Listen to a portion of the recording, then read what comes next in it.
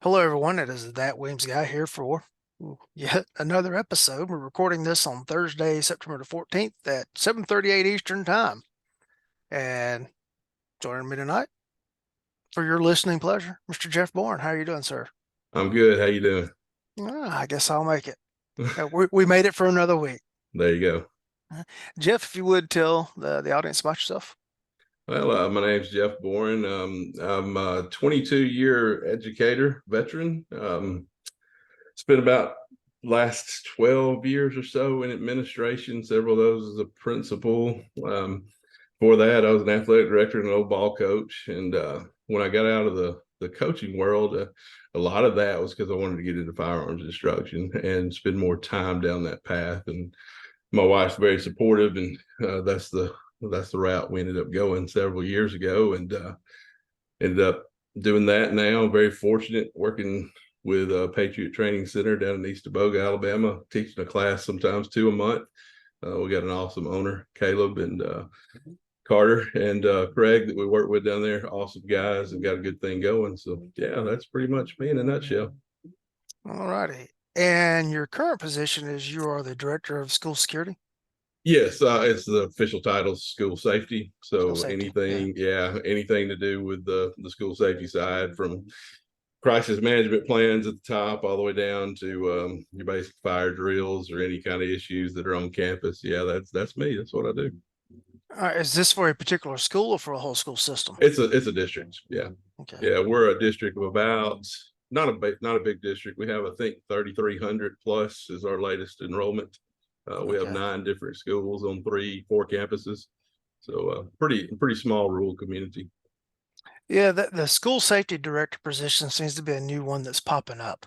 Yeah, it Kind is. of, And how it come about with us is, well, when I became a principal years ago, another principal in the district and I were very forward thinking, or progressive as they would call it, as far as our security plans and crisis management. We didn't stick with just that basic outline we were handed. And we were attending some training and things like that and trying to do things to keep the kids safe.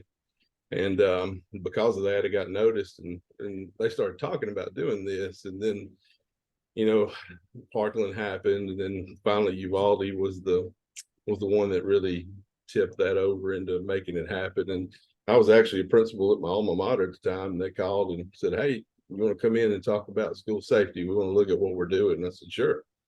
And they were, of course, it was immediately in the aftermath of the Uvalde, and I ended up giving them a presentation, the same thing I gave to my staff at the school I was at. And a couple hours later, they're like, "Well, here's this job. You want it?" I was like, "Yeah, that would be really fun. Let's do it." Yeah, and try to make it a safer place. So here we are. Yeah. it's amazing how pivotal events always drive this topic back to the forefront and then Yeah. how quickly it goes away. Yeah, absolutely. I mean, I developed my own little generic term for it. I call it CDSE, complacency, denial, and someone else. You go through this and you get fired up for a good month or two, and Mhm. they start marketing a lot of nice technology and things like that towards us, and everybody's fired up about school safety again, and then it goes back Yeah. to the way it was before. Yeah. Yeah. We'll sell you this product that will make your school safe. Yes, I think it's at least twice a day. It's down from about 3.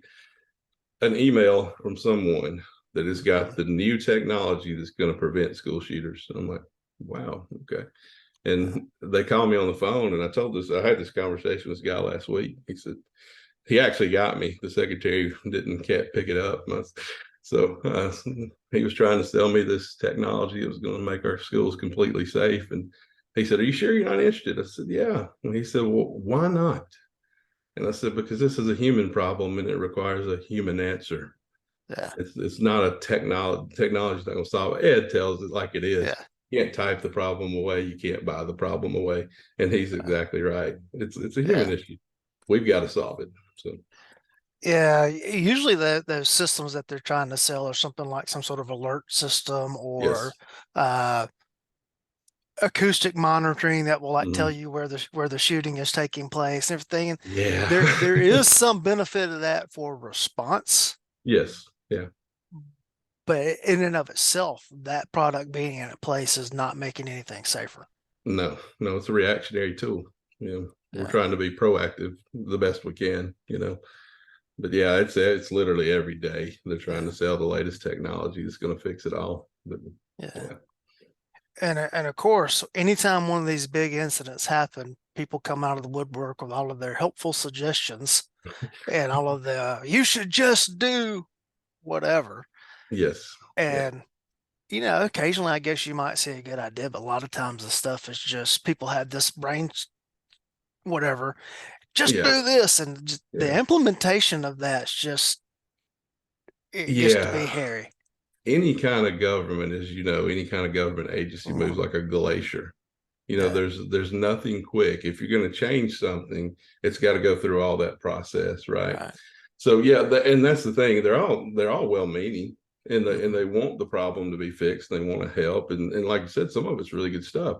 But what they don't understand is the behind the scenes of what it takes to put something like that in place, and what all Yeah. has to be the hoops that have to be jumped through, and how you've got to consider logistics, Mhm. personnel, and whether we like it or not, budget. Yeah. And how is this all going to work with what we're doing and what we're allowed to do through policy? Yeah.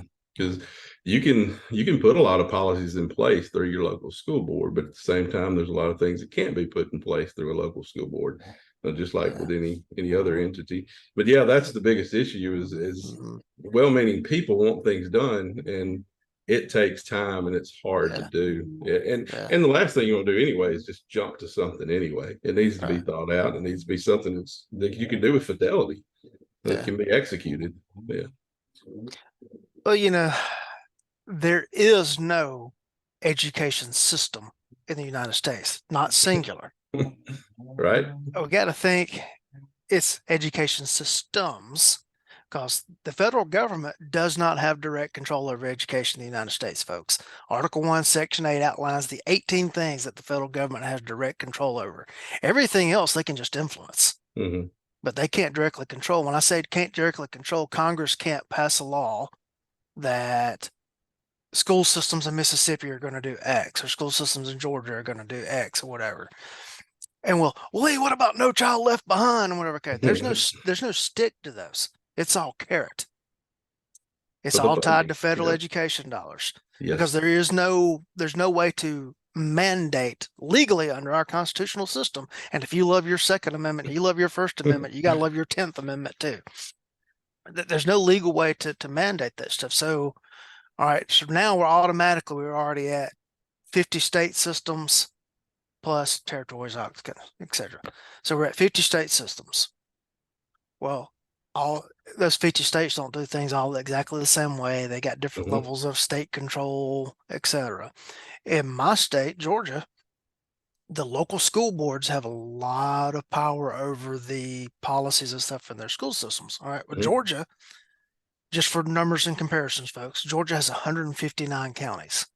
The only state that has more counties than Georgia is Texas, and that's just because of its size. All right. And oddly enough, most of our counties were the result of a political system for electing the governor years and years and years ago. But now we can't consolidate counties because it would mess up high school football rivalries. Very true. True, absolute true story. There's some things that are just more important than efficiency. Yeah, that'll never be changed. All right. Well, so we've got 159 counties. We've got 181 school systems Right. because Right. municipalities in Georgia can Mm-hmm. form their own school systems. All right. And then you throw in all the private schools, which have their own Mm-hmm. internal board of governance. All right. So in Georgia, you've got 181 different school systems. Now, the state can pass laws, but you still get 181 different interpretations of that. There's still a lot of local control. Under our state law, the school board has control of school security. The local sheriff, the local police chief has zero stick to Mm-hmm. mandate that the schools do anything. Right. And so you have all kind of different approaches. So some schools here have formed their own police departments. Some Mm-hmm. schools have SROs, be it deputies, be it police, whatever, working in there to any other approach. I only know of think there's 2 systems in Georgia that have afforded themselves of the law that allows school staff to be armed, and there's a whole set of training stuff they have to go through Right. with that. Prior to that law being passed a couple of years ago, it was actually a felony for staff to be armed on school campus. And so all these suggestions of you should just arm the teachers. Well, okay, it's a felony for them to do that up until the law changed a couple of years ago. We should have volunteer veteran patrols at the schools and everything. Okay, if they're carrying weapons, that's a felony. Right. I don't make the laws. Yep. Now, I don't have to arrest the people, but I'm not the only game in town. Yeah. I'm not the only person that gets to make that decision. You got the state agencies, you got all that other stuff. And it's not just as simple as just do X. Yeah. And I know you've had a lot of experience with that. If you could kind of. Yeah, a lot. And it just not with just school safety, school security issues, but anything to do with schools. When people, again, they're well-meaning and they want things done and they want to help, they want problems solved, but they don't understand the hoops that have to be jumped through to go through those things. And like you said, they don't understand the law to begin with when it comes, because we're in the same situation here. Even if you have, Mississippi has a firearms permit, then they have an enhanced permit, like a lot of states, which lifts a lot of restrictions. But what it doesn't lift is restrictions inside the school where people are not normally allowed to be. So that was the Attorney General's opinion, and that's how it operates. So if you're in a foyer or there's an athletic contest, if you have that enhanced permit, you can carry, but you can't carry inside that private area of the school, which eliminates that ability. So then there were some laws passed that allowed us to do what we do later on. But it's that thought process of not understanding what we've got to do to make something happen that ends up being the problem when it comes to getting stuff done and getting it done quickly. And then the resources, it's not always that simple when your funding is cut drastically. So like most states, Mississippi is underfunded in education. We have a certain number that's supposed to be hit, and it gets hit at about 60% each year, and then that money is allotted to this, and this, and it can't be touched for other things. So that in and of itself makes implementing new plans, new procedures, things like that extremely difficult to begin with. But yeah, that is really problematic because they just do not understand the process that you have to go through. So writing a policy, for example, when I wrote our policy when we started our program, that was a 5-week process. And it's something that I've got a lot of experience with, writing school policy. And that took that long because you have to get it right and it has to be vetted. We have an attorney, obviously, like every other school district, that has to look at that. This attorney, like most, did not like the policy to begin with, still does not like it to this day. Yep. But it had to go through him, and had to be vetted. And then for the case of armed staff, particularly, insurance is your holdup. So there's a lot of examples all over the country where programs have been tried to be started, and then when it came time, the insurance said, if you do that, we're dropping you. Big issue with that in the state of Kansas a few years back. So that in and of itself took 5 weeks just to get that policy written to a level where we could submit it to insurance and hope it didn't get turned down after it gets through our attorney and school board and all that good stuff. Which thankfully, I made a typo on page 3 and that was it. And we got through. So we were very fortunate. Fixed the typo and we got through. But that process, after writing it, submitting it, getting it board approved, was a 3-month process. And that was expedited. That was getting things done as quickly as we could and getting it pushed through as quickly as we possibly could to get that in front of the school board and get it approved. So yeah, I mean, it's just time consuming because of all that goes into making that happen. Yeah, so even with a school board saying, yes, we want armed staff, it was 3 months just to get the policy approved. Yep. Approved. Yeah, 9-page policy. Of course, it extends greater than that because then you get into training requirements, equipment, blah, blah, blah. Right. But just the written policy, 9 pages. And that was it. That's a short policy, really. Yeah. Yeah. Yeah. And you get into things, you're talking about the funding. Mhm, If you are in a school system that is already struggling financially, mhm, and then they face a rise in premiums mhm. for their insurance, Yeah, or they, yeah, if they're going to have to provide equipment, yeah. that kind of Or stuff. supplement the individuals in the program, for example. Right. Because that gets into a large chunk of money. So we've been doing this predating a policy that was it was just approved July 1. It went into effect. There's Mississippi starting a Guardian program, and we don't have a lot of information about that. But Mhm. because of some laws that were passed in a year and a half ago, we were able to go Yeah. ahead and start ours. But anyhow, with that being said, they have in that policy that the state passed this last session that they would pay up to $600 a month for a stipend to be a school guardian. All right, well, let's look at that. $600 a month over 12 months. My math's not good, but that's a pretty good chunk of change. And Mhm. then if you start, I mean, if you got 10 people at 6,000 a month, right? So you're Yeah. already up to $72,000 or whatever for a year just for 10 people. So you're talking about a large chunk of change. Then, if, like you said, if you're providing the equipment, ammo's not cheap. Even if you're getting a good Mhm. discount state bulk prices, it's still expensive if you're actually running a training program. Yeah. Targets. I mean, those little things that people don't consider, spray glue, Yeah.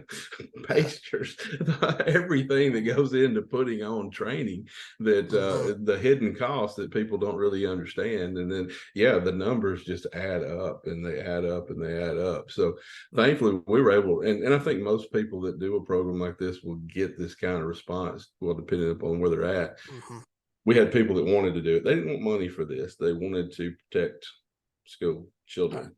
That was their goal. So we didn't have a stipend in place. We didn't have a way to provide them ammo. We didn't buy their guns, or any of their equipment. They did it on their own, and because we just like couldn't afford to. There's no way. Yeah. Yeah, Yeah. and the insurance premium, that was the big hurdle, because that was our initial discussion. If they raise the premiums even this much, we can't Mhm. do it because it's an Yeah. astronomical number as it is, as you can imagine. Right. It's one of those things too that the public gets outraged. They're demanding action. And it's all right. Here's the bill. Hmm. Okay. Let's see. We've got a population of however many households.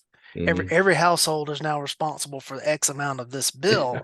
Oh well, Right. that kind of Yeah, changes it. they don't want to raise those taxes Yeah. to put I, that bill. I don't know what the current numbers would be to put a deputy in every school in our system. I know what it was several years ago when I was in a position to have that information, Hmm. and we were looking at over $1 million Yeah, yeah, just to put a easily. deputy in every school. Hmm. And then that's of course some of that startup cost that you would hope that it wouldn't be Yeah, as yeah, much right. going, because you got initial outlays of equipment, Hmm. etc. Um, okay, somebody's got to pay for that. Yeah. Well, I can tell you for our SROs, if you're based on experience, that pay scale is a little different than what it'd be if they Mhm. were traditional deputy. Yeah. So if you're a first year SRO in our district, you're costing the district to fund you. I think it's about 79,000 Yeah. for a first year. Yeah. But that's not the case. I don't know about every other state, but you've got to Yeah. be sworn in and on the road for 3 years before you can become an Mhm. SRO. And most of these guys are coming in with more than a decade of experience, and so that is getting up to around six figures a person. Because Yeah. what people don't understand, you got to factor in benefits. Hmm. So if somebody makes forty Yep. thousand a year, they don't cost you 40,000; they cost Right. you 68. Yeah. So Yeah. those little things, they add up. They add up quick. And thankfully, we have an MCOPS grant here, which we get funding to help pay for Hmm. those salaries, or we would really struggle to get that done. Yeah. To have those guys in there, and they're an amazing resource. And I'll talk about them just a little bit if Hmm. that's okay, Sure. because I love my guys. Number one, they're awesome and they work very hard at what they do. But a lot of people look at them the wrong way too, and this is important to me because I think a lot of people look at SROs as a show of force, Yeah. and that's not right. Mm-hmm. That's not what they're there for. Of course, they obviously, if there's something going on, some kind of issue Mm-hmm. they need to deal with, they're going to deal with it. But what people don't understand about SROs and why they're so important, and they should support that in the school systems if they have the opportunity, is because we have no way to look and get the data for how many lives they've actually saved. Right. Because what happens is they get involved at pre-K and they're with those kids through their entire school career, and the relationships they build, the programs they help put in place at those schools, and just the fact that they're there for those kids and develop those relationships goes so deep and so far. So I always want to bring that out because I think people look at it as there's there an event somebody does something illegal. Mm-hmm. No, not at all. They're a huge part of those schools and they have a amazingly positive impact. So just want to get that out there. If Yeah. your schools don't have SROs and you have a chance to make that happen, you should, because it's a great program, great thing to have on campus. I can say this from the law enforcement administrative side, though, is there are a lot of benefits, I think, to an SRO program, but there are also a lot of problems that come with it. Yeah, I can see that. We haven't been fully staffed in probably 2 years. And Mhm. folks, I do not Right. speak for my agency.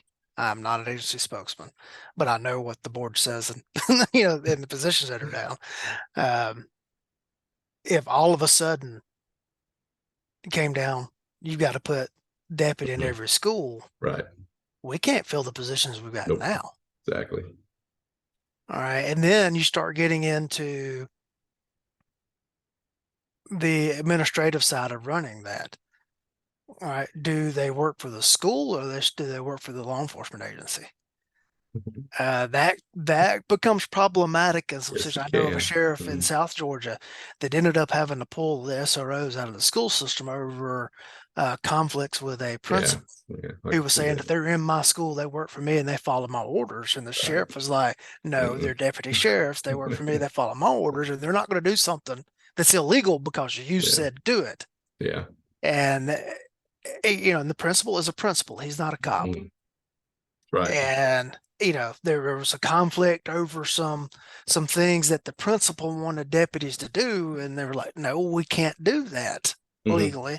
Yeah. And you're in my school, you're working for me. No, Yeah. no. Yeah. Yeah. So Yeah. there are lots of pitfalls with that. There is, and all that is exactly right. And I know people that's been through that, and that is an issue. Mhm. And when they were looking at the legislation they passed to put our guardian program in place here this year, that was one of the arguments from the side that did not want that is they Mhm. put more SROs in, and that's exactly. And I was on a committee. My superintendent and I, we were on a line council or something. Went down to Jackson every month and talked about this, and that's exactly what we told them. We said, our people can't staff it anyway.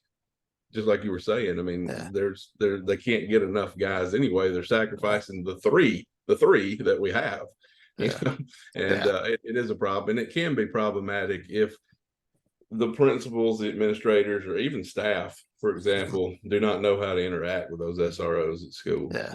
And we do our best to train our staff on that, particularly our Mhm. administrators. And we have an amazing sheriff, Ben Caldwell. If he listens to this by any chance, I'm gonna give him a compliment because he's an Mhm. awesome guy and he does a great job working with us. But he comes in, he speaks to our administrators along with me, and we lay all that out for him. Mhm. And if you don't do that, though, I mean, you could have chaos. I could see how that would be bad real Yeah, quick because they don't work for us. They do work for the sheriff's department. yeah. You get into other problems too, is that when the SRO, there's not enough cop stuff for them to do.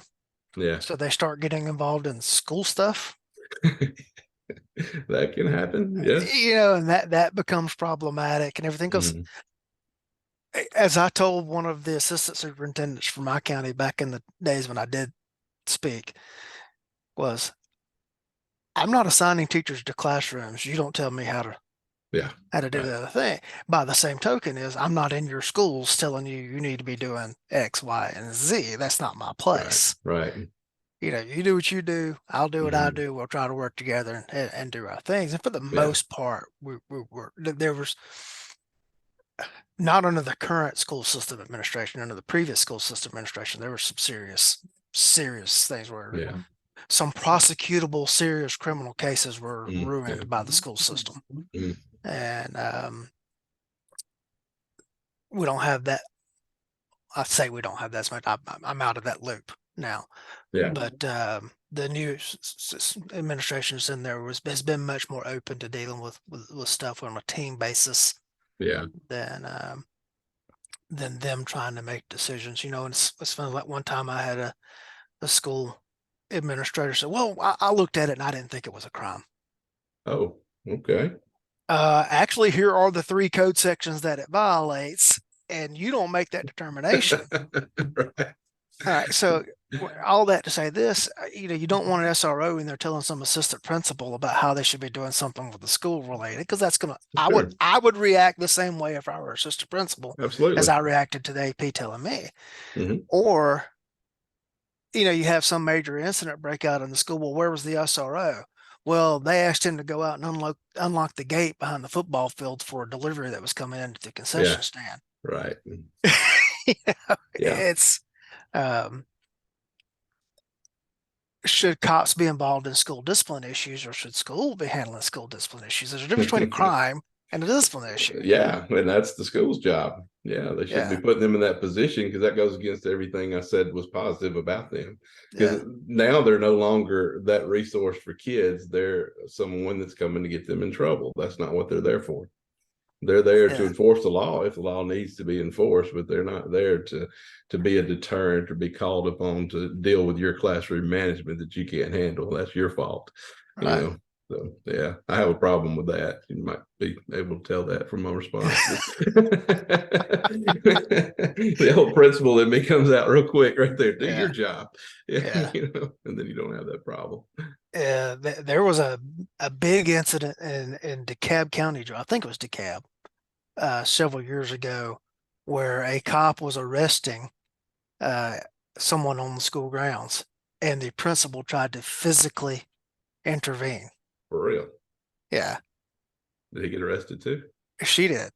Okay. Yeah. She did. And it actually ended up in a change in the state law as to which judges could sign a warrant against these principal and everything. It was Wow. ridiculous and everything. I don't know what it solved, Yeah. but um, yeah. So physically, physically intervened in against an arrest of whatever, Wow. you know. I'm blessed. Yeah, I'm just gonna say that right now. Yeah, I don't have a lot of those issues. yeah. And I work in an area in which the 2 public high schools where I work are both in the top. I think it's top 2% in the United States. So our problems aren't the same problems as everybody else's Sure, problems. sure. Everything. We don't have a lot of the inner city stuff that goes Mhm. on. Yeah, Thankfully, yeah. thankfully. Um, Before we get into selection and training and how you did all that stuff with your staff, Mhm. um, I want to talk about FERPA. Okay.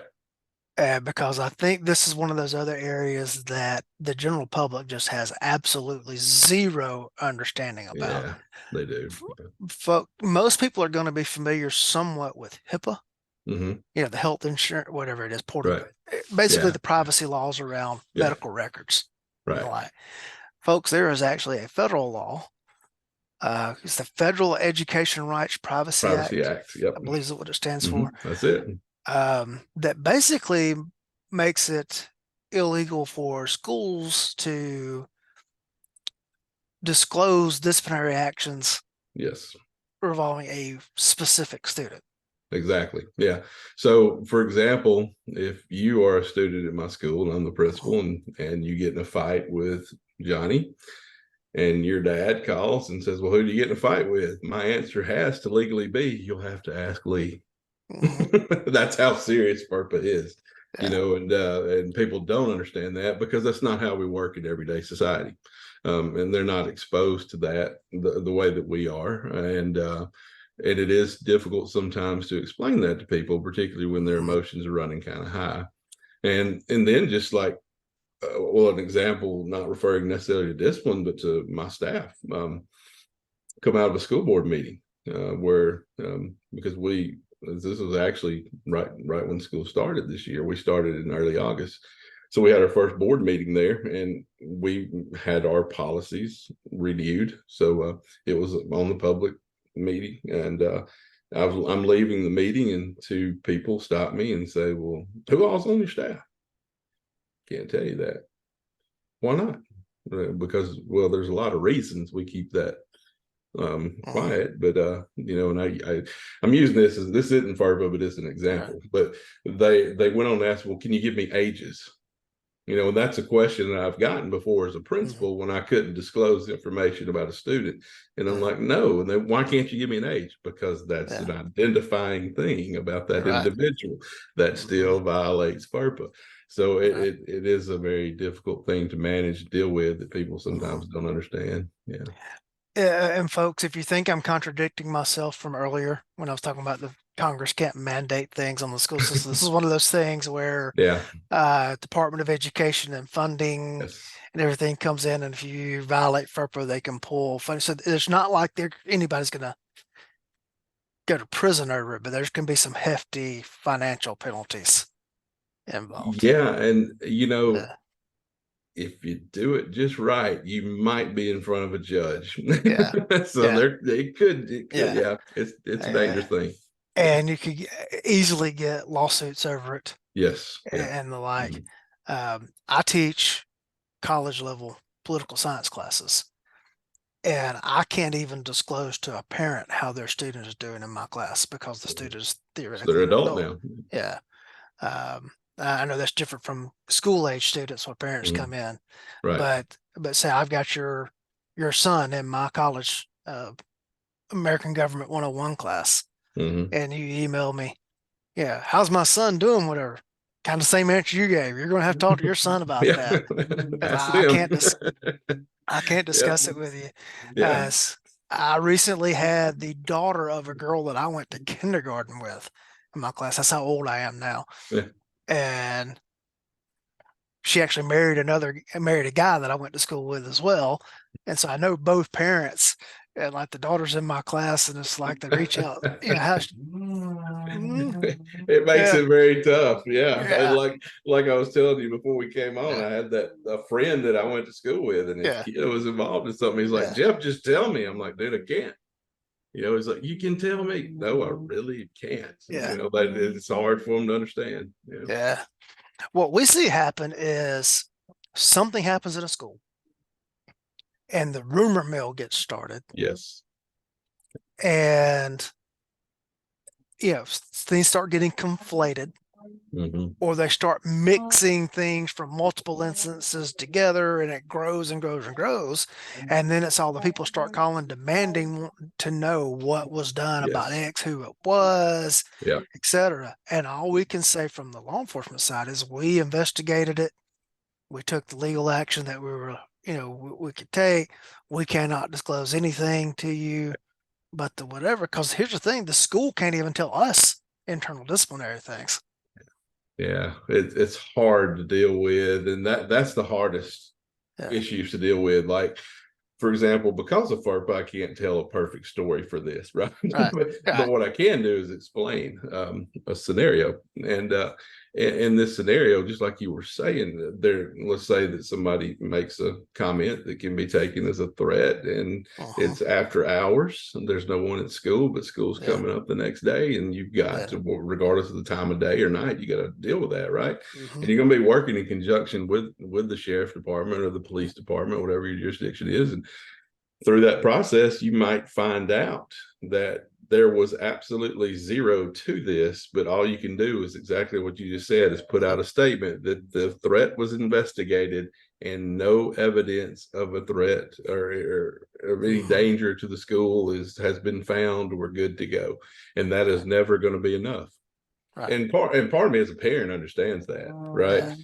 But as a school person, it's very frustrating, just as it is for law enforcement, not to be Right. able to say, this came from, well, in one instance, we actually did get a threat from a school locally that had a school with the same name, same mascot, same colors in Arizona, believe it or Hmm. not. Well, I mean, there's so many schools, that's really not Right. that uncommon. But the threat was actually for 2 years old for the school in Arizona, and it made social media here. Yeah. So there was a frenzy for 3 or 4 hours until it Yeah. was made known that the threat actually occurred in another state 2 years ago. But like Hmm. you said, before that was over and before that information was put out, there was already suspects, and they needed to have search warrants to go check this house. And we're, Right. those poor kids, they did nothing. you know? Yeah. So, but yeah, that's a big issue, and it's hard to deal with when you get in those situations. Because if you could just tell the truth, life would be a lot easier, and people Yeah. would be able to relax. But Yeah. you just can't do that, Yeah. And sometimes, there's a report of a threat or something like that, and you go and you look at it and say there's not enough evidence Mhm. to continue, or to make an arrest, or do whatever. And I can't speak to school what their policies are as far as internal stuff.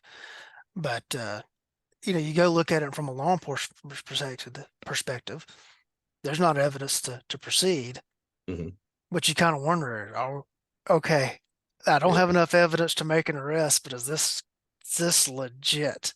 right.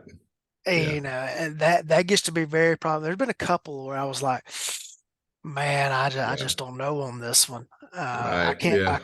I can't make the arrest and I can't do that, but I I really don't know if there's something here.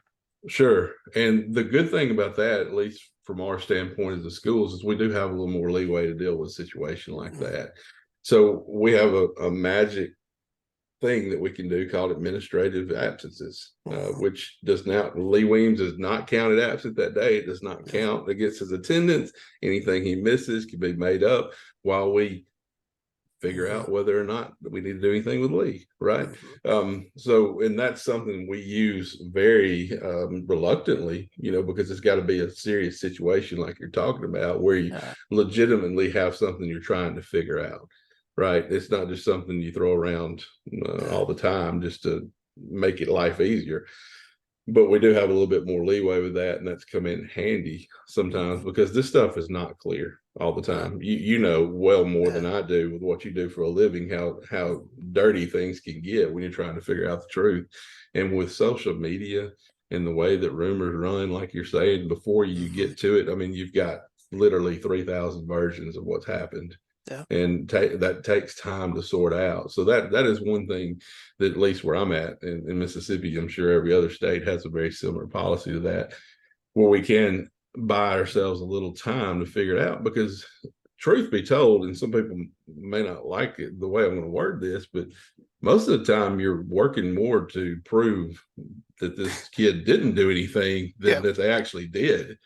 um, because literally 90% of the things that get turned Yeah. in turn out to be false, which Yeah. I'm sure is the same, some of the calls you guys get and stuff like that. But, Yeah. so it's, you're talking to a parent, for example, give me time to prove that Lee didn't do this. Okay. Quit Yeah. looking at it like I'm trying to get him thrown in jail. Let me Right. figure out what's happening. So, yeah. Yeah. In my former position, people would be amazed at how much time I spent trying to keep people out of jail versus putting people in jail. Right. Yeah. Yeah. And here's folks, we've already talked about the Constitution and our system numerous times. Well, everybody thinks of the Fifth Amendment with right to a lawyer, well, that's Sixth Amendment, right to remain silent, all that kind of stuff. Okay, the other part of the Fifth Amendment is that a person may not be deprived of their life, liberty, or property without due process of law. Yeah. And we can't just arbitrarily do things because guess what? Schools are an agent of the state. Hmm. And so the Fifth Amendment applies to school discipline actions as well. There is a legal right to a hearing. Yes. Yeah. And this And is and we have a Supreme Court ruling, they don't lose their rights when they enter the school door. I right. mean, that is a thing. And yeah, I mean, and that's part of the problem. Not problem, let me rephrase that. Uh, That's part of the problem with dealing with the mhm, situations, is that people don't want to wait to let that play out. They want to right. head on a stick. Yeah. And you just can't give them a head on a stick to make people happy, because then people that didn't do anything obviously get put in situations that can be detrimental to their school career or even affect them moving on in life, right? So you got to take your time with that. We got to be right. Yeah. And if that takes time and people gripe at us, then that's okay. Because if we need to Yeah. figure out if this is really a problem, we're going to take however long it figures out to figure out if we need to do something about this and be actionable. We have delayed a start of school. And, you can't win when it comes to school closures. If they either want you to go to school, or they don't want you to go to school, whichever one you pick, it's wrong. Okay. Yeah. So, but we'll do that, whether it be a weather event or whether it be a threat, that has happened all across this country many times. I've been part of it. If we can't invalidate this threat, we're not going to put kids in that position. We're going to err on that side of caution every time, and we're going to make sure that we vet this information and figure out what's going on and make the right call. And thankfully, I'm blessed. We got a great sheriff and a great sheriff's department and city police at our neighboring city there that works with us really well and helps us get to the bottom of things pretty quick. Yeah. Just on the whole legal side and the right to your hearing, I want to throw this in. Metro Atlanta County had an instance where a student defended himself. Yeah, another student attacked him. He defended himself. The school system took we have a zero tolerance on fighting. You're both whatever. And the student that defended himself, and it was a clear-cut case of self-defense, Right. actually challenged the school's decision based on the state law that have a right to self-defense. And he actually got it into the superior court system, and the school's discipline action got overturned because the school can't make a policy that supersedes what the state law is. Right. And I heard about that. Well, I wish I had known that in 1989 or 90 when I when I defended myself at a school fight. I got it. Yeah. I got a day of in-school suspension. Yeah. Thankfully, I got 1 day. The other guy got 3. When the standing policy at the time was anybody involved in a fight got 5. Sure. But when we went to the assistant principal's office, the other guy told the principal straight up, like, look, I came to school today looking for a fight. And he's the first person that gave me a halfway decent excuse to do it. Yeah. And he didn't start it. I started it. I was going to fight somebody today. Right. And he was just the guy. Yeah. And the AP looked over at me and said, is that true? I said, I knew I was in a fight after he hit me. It was on, man. Yes, I'm not going to dispute his version of things here. And the AP's like, well, Lee, you were in a fight, so you got to have something. I'm like, wait a minute. He just said he started it. he attacked me and everything. And since you were honest, you're only going to get 3 days, is what he told the other guy. Then he tried to recruit him to the football team. And there you go. Yeah. Those policies like that are difficult. And, we, like I'm sure everybody else, meet multiple times throughout the year to discuss policy. And at the end of the year, we adjust everything the best we can to avoid those kind of situations. Because you can paint yourself into a corner where you're going to get yourself in trouble. And some of the worst situations I've been in with parents is when I didn't discipline the other kid who had nothing to do with starting a fight. Right. But that's one I've held my ground on since I've been in this business, and will always will, because and one in particular I'm thinking about, and again, I can't talk about it, but I can say this, if you just walk into school one day and just find somebody and knock them out, you're getting into some legal issues. That could be assault. I mean, if you're looking at it in certain ways, right? So I mean, I've never understood that both have to be punished. No, they really don't. Right. Here's kind of a off topic but parallel to what we're speaking of right at this instant. Teenage girl takes pictures of herself without her clothing, and she sends them to her boyfriend. No teenage boy has ever gotten naked pictures of a girl and shown them to his buddies. Right. Never Nobody happened. nobody airdrops that to the cafeteria. Yeah. Right. Right. Uh, those things don't become like trading cards amongst the guys. It just doesn't happen. If we're being facetious on Never. that, it just doesn't happen. Yes, very much. Being Yeah. facetious. Or we're madly in love this week, so I send you this picture. Uh-huh. Next week we're broken up, Yeah. and you dump me for that guy. Well, okay, now I'm going to send your picture all around the school. Yep. Well, then it gets out, and the girl's parents file a police report. Mhm. And we start investigating. We find, yep, her picture's been sent around, all this kind of stuff. And they're demanding that all these boys be charged with possession of child pornography. Right. Yes, ma'am. Um, understand that tomorrow, when their parents all come in here and demand that your daughter be arrested for manufacturing and distributing Distributing. child They don't pornography, think about that part. right? They're guilty of possession. She's guilty of manufacturing Distributing. and distributing. Yeah. That's a very, very, very, more serious thing. So how about this? Why don't you all go be parents Uh-huh. and we'll Yeah. keep the government out of it? Yeah. And I may or may not have been in that exact conversation before a few Mm-hmm. times. Yeah. That is a Yeah. problem. We laugh, but we're not laughing at the situation because it's a Right. serious problem. But that is the way to look at it. And they forget that part. Yeah. Yeah. That well, she technically instigated this. Yeah. Right. And it happens on both sides too. Yeah. Male and female. Yeah. All right. So we've gotten to the point where the laws say that school staff can be armed. The school board approves, yes, we're going to have armed school staff. Mm-hmm. We've gotten through the point of we've written our policy and our insurance carrier didn't drop us. We're good to go. Everything's in place legally. We're going to have school staff. Mm-hmm. It's not just as simple as like everybody, all that you want to carry a gun, go down to the gun store and buy one and show up, right?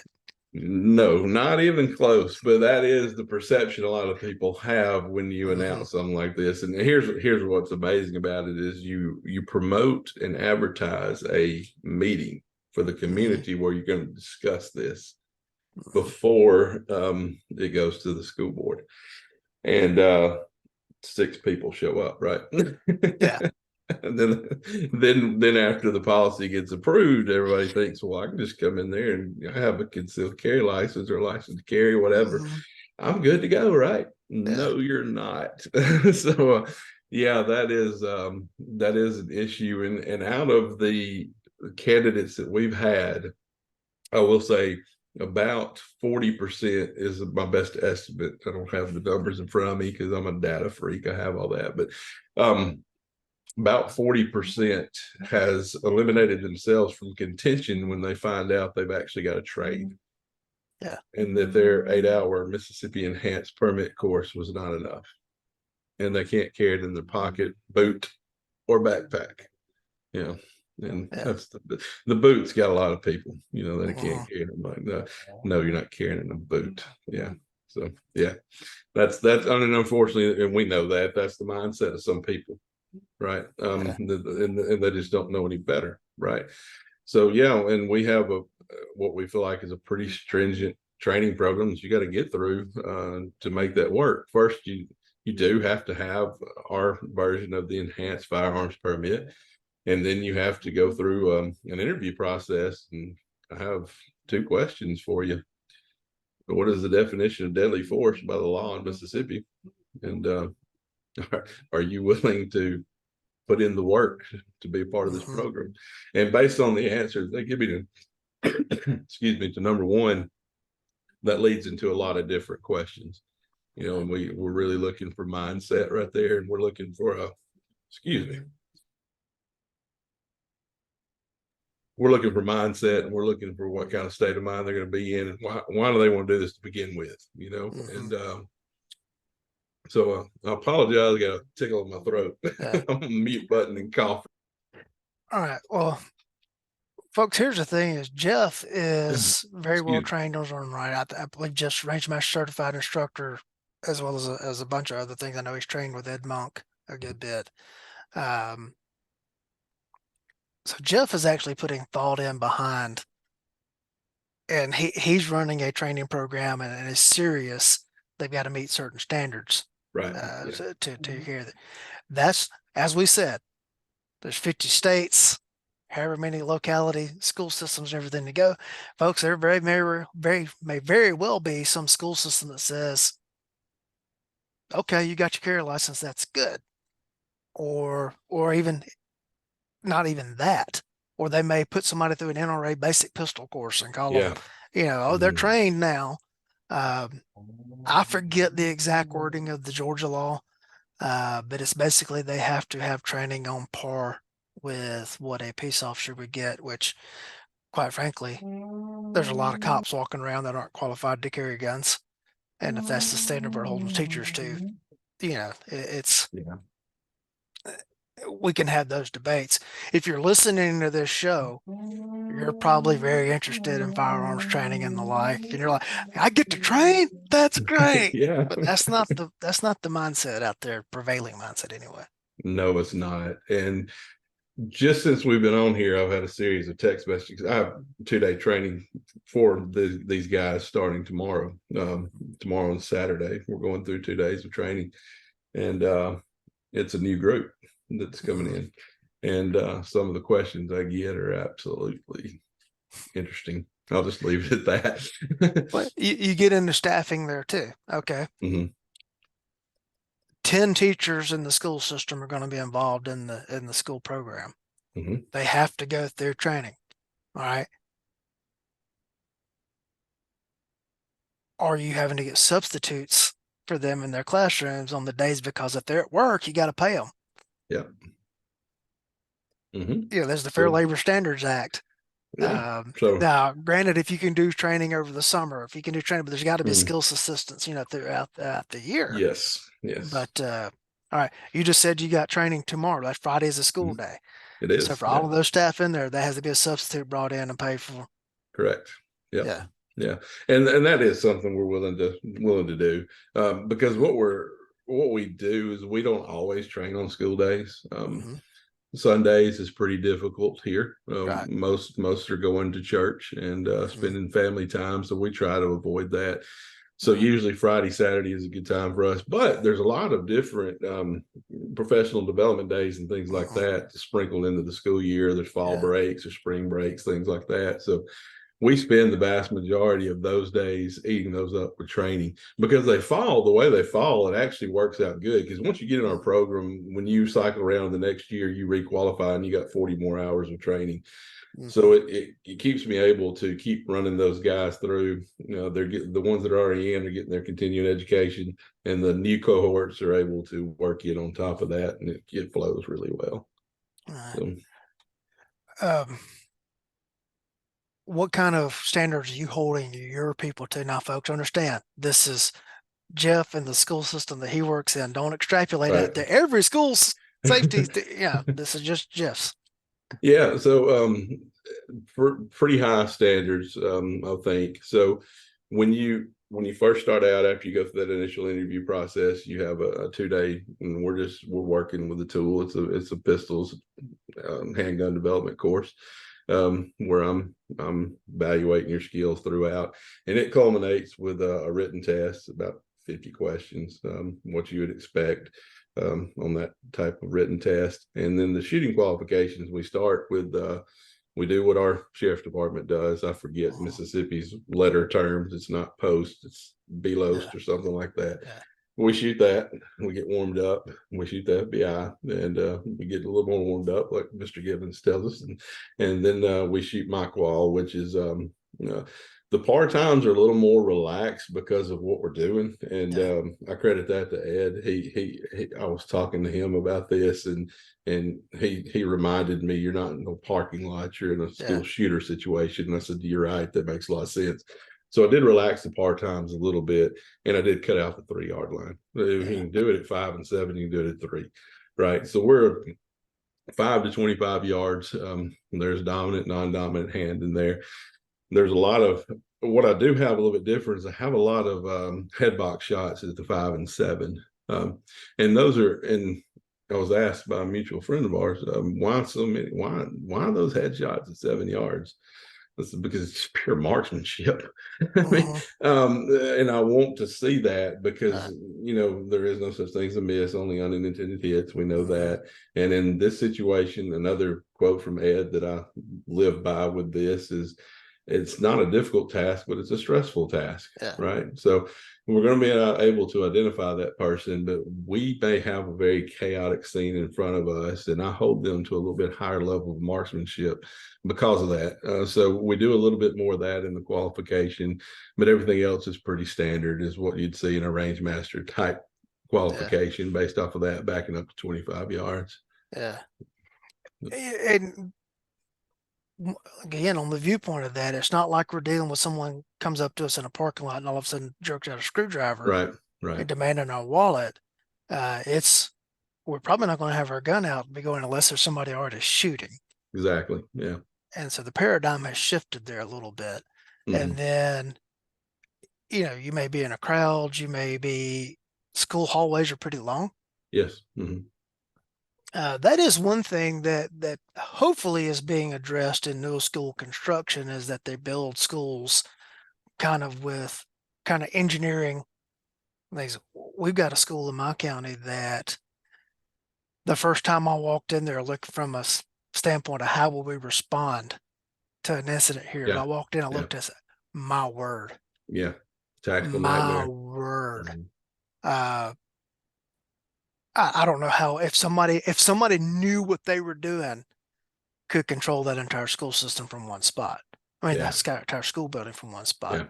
Yeah. Yeah. If you had two working in Yeah. conjunction, so like we had at Columbine, wow, I don't know how we could deal with that effectively. But then you also go back to we've got schools that are still in operation that were built in the 50s. Right. Right. That's what I'm dealing with. Yeah. Yeah.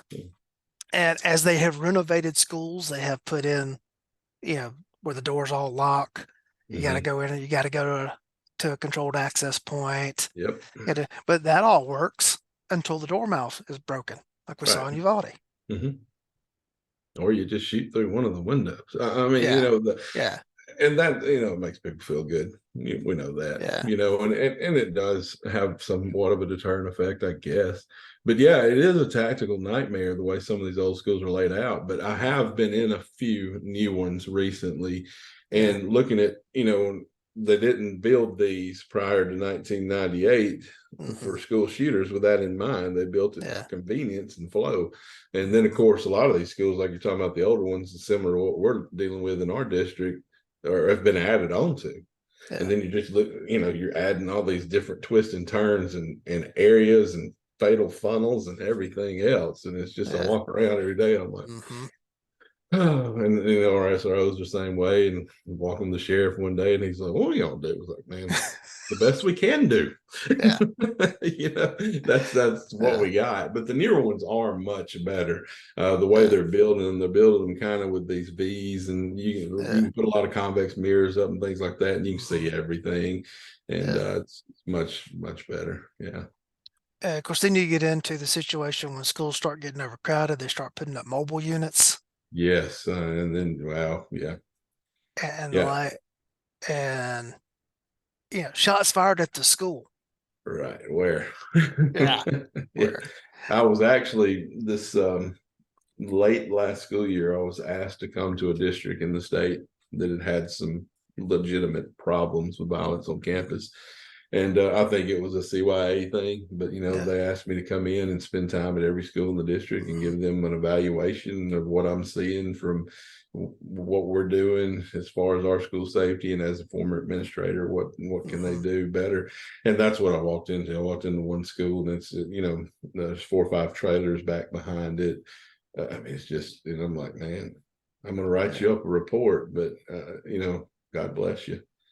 Yeah. Yeah, it's tough. But Yeah.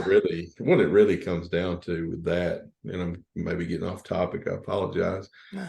is I teach our staff at the beginning of each year, and then again when we come back from Christmas and we're having professional developments. I teach a class called conscious safety that every staff member comes through at some point. And what that is, a fancy term for situational awareness applied to our crisis management plan. Mm-hmm. Because I think at the end of the day, what this comes down to when you're talking about managing school safety is no different than what we're talking about with people walking around in condition white through Cooper's color Yeah. codes, right? And if you just make that effort, to operate in orange, Mm-hmm. life is so much easier. But yeah, but and you can lock all the doors, you can put the access control on, and you can buy Mm-hmm. technology. But at the end of the day, if you don't have a real crisis management plan that's done with fidelity and is practiced with fidelity, with Yep. tabletops, legitimate drills, and then Mm-hmm. teachers that actually are not just spitting off a bunch of code names. We've dropped code names. Yeah. That's the stupidest thing ever. Yeah. There is a tornado coming. Execute the Yeah. tornado drill. There's Yeah. a fire in a wing. Mm-hmm. Leave the building. There's an active shooter in the cafeteria. Do what Yeah. you're supposed to do.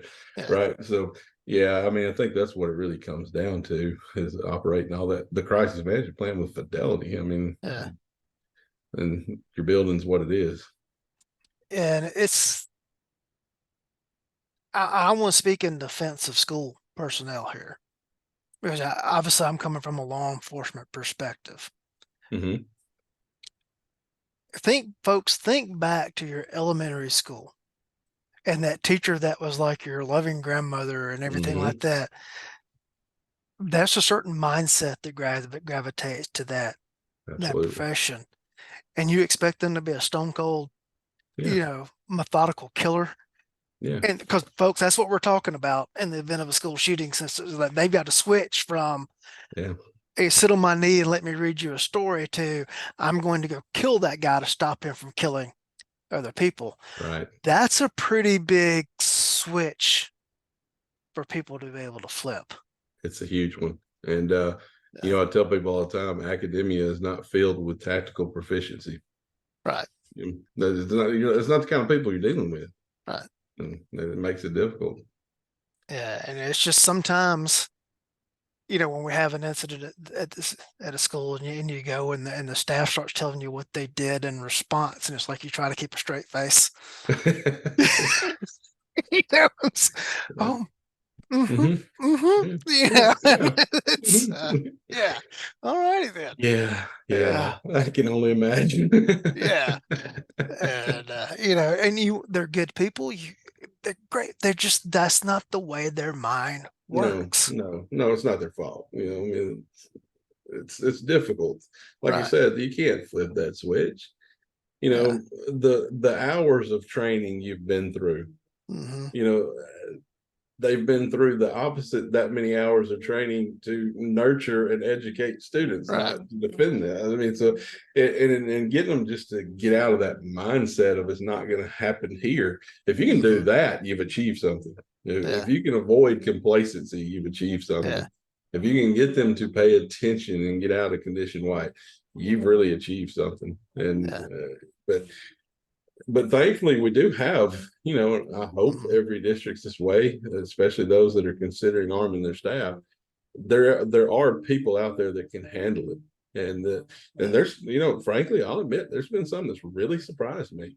Yeah. And that's been awesome. And I've really enjoyed that part of it, and you become a little family, Mm-hmm. and you work together and you end up doing a lot of things together and watch each other grow. And they're really it's just been a very cool thing. I'll say that.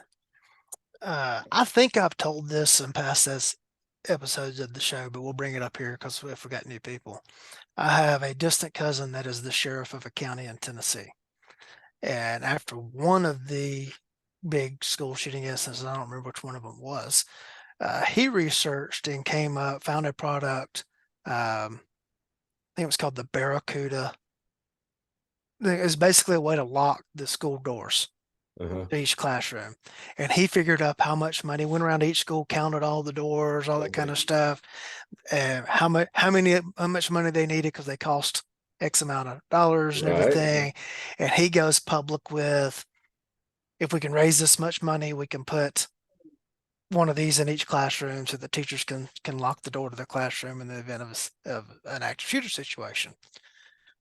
I sent enough money for him to buy two. Yeah, I'm going to help out with the Sure. cause there. The fire marshal, state fire marshal in his state, challenged him over this because it violated the fire Our code. code. Yep. And so that's one of Yep. the things we didn't talk about earlier in the legal Yeah. whole Yeah. framework of That's a great this. point. Yeah. Yeah. Ed does a really good job of talking about that Yeah. because, and his thing is, when's the last time somebody died in a fire at a school? Uh-huh. I Yeah. don't know. Yeah. 50s, 40s, somewhere in that ballpark. Yeah. Yeah. But that's true. There's other entities that's going to be involved in some of this. Yeah. Uh-huh. And my cousin, he actually fought it at the state level and won and got approval to put him in. Good. I approached these schools in which every school in which I had a family member. And I said, I will buy one of these per family member that I have in your school. Yeah, I've got a first cousin at your or second cousin at your school. I got a nephew. I got whatever. Like I said, I will buy one for my student that's at your school. You know, if you'll put them in and Right. everything, and no school took me up on it. Really? Yeah, Hmm. and but we also go to what we talked about earlier. These people that are trying to cash in, they're selling these Yeah. systems, all that kind of stuff. Mhm. A lot of, when I say a lot of, that's a broad brush, but I see school systems that buy into some of that stuff because then they have done something. Yeah, that's it. That's Yeah, exactly right. Yeah. yeah. Oh, we bought the security monitoring system. Hmm. Yeah. Yeah. So we've reacted, Yeah, and uh, that's part of the problem. It's just a reactionary thing to say we've done something. Yeah. I right. mean, that gets me a little bit fired up. I mean, Yeah, because again, it's a human problem that's got to be solved with human right. interaction. You Yeah, can't just buy it away. It's not going to right. happen. Yeah, Yeah. yeah. And you go to, here's the other thing: the failures everybody knows about. They might not know the correct facts, Right. but the failures everybody knows about. The successes tend to get just Oh yeah. overlooked. Yeah. They're just washed away. Yeah. Of Nobody knows about that. course, and when I say success, I know people are automatically thinking of Nashville compared to Uvalde. No, no, that's not what you're talking Right, about. but the best successes are the student was, if it's a student, and most of these are students in the Right. schools, Mhm. was identified, case was made, student removed from the school, etc. Nobody And knew any different. Yeah. we averted the whole thing, and nobody will ever Right. know about any of that. But they'll know if we screw it up. Exactly. You're right, because Right. that happens frequently. Yeah. And as soon as you started talking about that, I'm just thinking of instances just Yeah. popping into my head. Yeah. I mean, and Yeah. that is true. It does go under the radar. And, that's the thing, Mm-hmm. schools, law enforcement, other Mm-hmm. entities like ours, we can't go around saying, oh, yeah, today we stopped 3 shooters. We arrested them and we took in 4 guns. Yeah. They don't, and you can't do that. And people Right. do just focus on the bad things. Yeah. Right. Yeah, people want to do something, but they want it to be done easily. Mhm. Yeah, And they think that absolves everything versus this program like you've got going. That's a lot of effort and a lot of work. it And it's is. recurring. Yes, it doesn't end. Yeah, yeah, Yeah. um, yeah, because it's 64 hours initial training, Mm-hmm. 40 hours each year that you remain in the program. And and Mm-hmm. anybody else that teaches knows you're constantly evaluating that and changing. You Mm-hmm. learn something new. We just had the range master instructor conference a few weeks Mm-hmm. back. I picked up some great stuff from everybody up there that made its way into the program in some form or fashion. So things get adopted, and yeah, it's a constant thing. And then there's the behind the scenes stuff. Yeah. I mean, meetings with attorneys, things like that nobody knows about as well, because something's always challenged. Mm-hmm. And that's another one of those things behind the scenes that nobody knows about. Right. We have had an instance where we had to go in and sit down and fight a challenge to the program, that, we came out okay with that. But yeah, it's always something. You mentioned that there was a state somewhere. I can't remember which state it was, where the legislature passed the law Mhm. allowing for school staff, and someone filed a lawsuit against it and won the lawsuit. Oh, really? I don't Uh, think that was me. now I can't remember which state it was, but basically the states specified, like, kind of like what here in Georgia was training equivalent to law enforcement or whatever. Mhm. And someone successfully argued that the wording of the law meant that the teachers had to go get certified as a cop, and it Oh, killed the whole thing. And yeah. I can't think of which state it was right off the bat. And Yeah. it's one of the usual suspects, but Yeah, I'm sure. Yeah. uh, That's what about this topic have I not asked you about that everybody just needs to know? um I don't know. Most people are just interested in what do we do in training. Yeah. They're not really concerned about the nuts and bolts of that. I think probably I think we've pretty much hit it all. Yeah. For the most part, yeah, because again, most people just want to know about what are you doing, what they have to shoot. Not Uh, about the shooting, just gets you in the door. That's the beginning of the yeah. training. Yeah. that's Yeah. that's what I tell them, because Yeah. the most important part of our training is what we're doing, with the study, with the mindset and looking at these, watching. Fortunately, we have a lot of video we can review, and just like Yeah. in my old coaching days, we're going to break that film down and see what we can do in the event, that this happens to us, and we can have those pre-programmed responses in place, that we can execute, Lord willing, if we ever get in that situation. But yeah, that's the thing that I really wish more people would be interested in and understand about these programs is it's not the tool, it's the person. We all know Yeah. that, and again, that initial 2-day gun course is just to get you in the door. And then we're doing a lot of what I want to get to, Lee, which is going to take a lot of work on my end and a lot of training on my end eventually. But if I'm in this long enough, I want the whole program to revolve around reality-based training. Yeah. But how to get that to work on budgets and and recreating school shootings, if you're wanting to do force on force and things like that, is difficult. So what we do right now, we do a very light force on force, and we just do your typical 7-11 scenarios just to get them involved in it. And it's not anything special. It's just with airsoft, Yeah.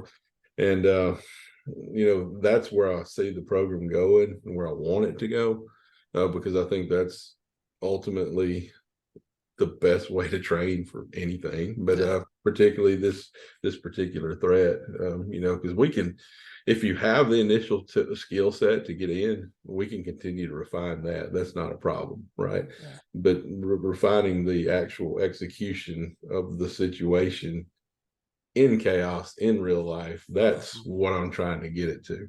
Right. And that's a lot of work, and hopefully one day maybe I can attain Yeah. that. If I understand, you are specifying method of carry and etc. It's not like they can just go lock it in Yeah. their file cabinet in the classroom. And Yeah, and the bulk of the policy actually bases around that. It has to be carried inside the waistband, either strong side or appendix, no small of the back, no cross draw, obviously, no off body carry whatsoever. It's got to be a Kydex holster form fitted for the firearm.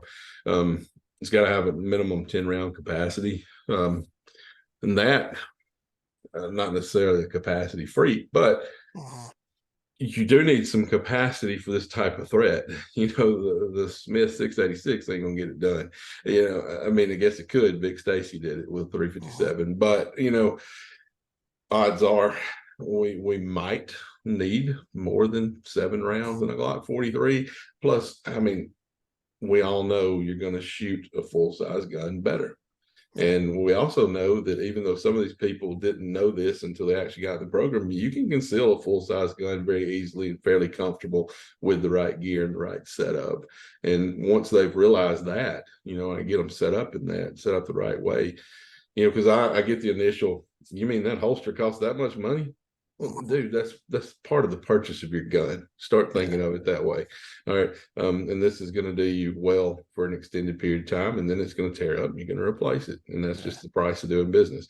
yeah, But then they get a decent belt and they're like, oh wow, okay, this works.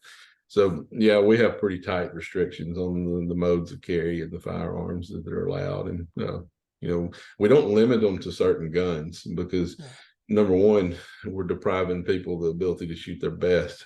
I yeah, mean, if we force everybody to put a Glock in their hand just because I love them, doesn't mean everybody else does, right? yeah, And we have, I mean, I'll say this without giving away too much, we have females, and for some of them, the Glock 48 is a work of art, but for yeah. others, there's different firearms out there that do better for them. So Mm, yeah, but yeah, that's the big thing. When I built that policy from the mow to carry out, yeah, I think because what's the biggest concern? Gun getting exposed, left out, whatever, So that's where we started with the policy, and I built it out from there. Yeah. mm. Well, give me a commercial for Boren Training Solutions. .com. Well, really, Boren Trading Solutions is just the name of the LLC to separate it out from Jeff Boren. So, yeah, mainly what I do is, as I said at the beginning, I'm very fortunate.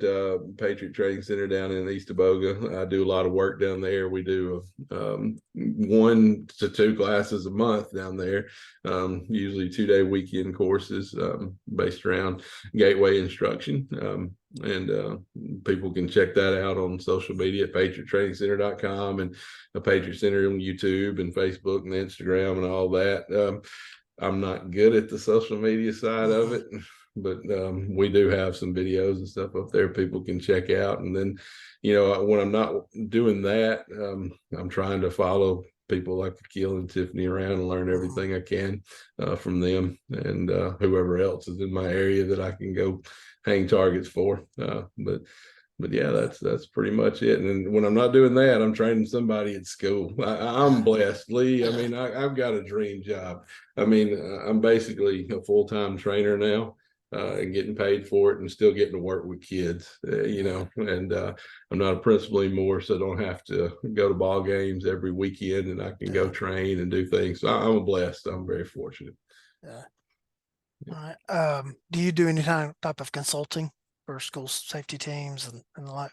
I do to an extent. What I'm not going to do is go put in a program for you. I've been asked to do that. And I'm not going to do that because of what you alluded to earlier on. What's the follow up to that? Yeah, I can come train you for a couple of days. That's not what you need. yeah, You need a legitimate program that's going to be put in place and followed up on and followed through with. So, but what I do is I have had a little bit of work where people ask me to come in and evaluate or talk to them about the program that I run, which I'm always glad to just do that. So that's always an option. Yeah. So I do a little bit of that. all righty. Well, folks, unfortunately, my upcoming stuff, I have one spot remaining in trigger management in Cisco, Georgia, September the 23rd. That class didn't sell, and then everybody bought tickets to it, thankfully. And so there's one spot remaining open on that on September 23rd. I had an event scheduled for the last weekend in October at Red Hill Range in Martin, Georgia. That was going to be another, I call them instructor camps based around the topic of interleaving. Just was not moving at all. I had one person signed up for it, and I could not. What I had done is I had reserved both ranges at this facility plus the classroom, and I could not tie up the whole range. Yeah, If I had 5 or 6 right now, I would keep it yeah. going, so I contacted the range owner the other day and just said, hey, look, just I don't hold the whole thing for me, and I made the decision today to go ahead and cancel that event. I don't know if I'm going to schedule something else for that weekend. I'm just going to have to look ahead at my grad school stuff right now and see what I've got Mm. coming up uh, deadline wise as I far as feel for you there, brother. getting assignments. And it, this is was all my idea, but I'm still going to blame David Cagle for it. His youthful enthusiasm convinced me that I could do this too, and so I'm going to blame him. But Jeff, thank you for your time coming on tonight, man. I appreciate it. I appreciate you having me on. I hope the audience enjoys this. I hope they picked up something from it. Maybe we answered some questions for them. Maybe so. Yeah. All right. How do people get in touch with you? The easiest way is email is jeff@borentrainingsolutions.com, or I do have a Facebook page strictly to go to the Range Master forums and programs Mhm. like yours. Yeah, So the Facebook Messenger works great sure. because what I do, my phone stays in my hand. So email Yeah. and Facebook Messenger is usually how people get a hold of me easiest. All right. Well, Jeff, thank you for your time coming on tonight. To the audience, we know that your time is your most important asset. Thank you for choosing to spend it with us.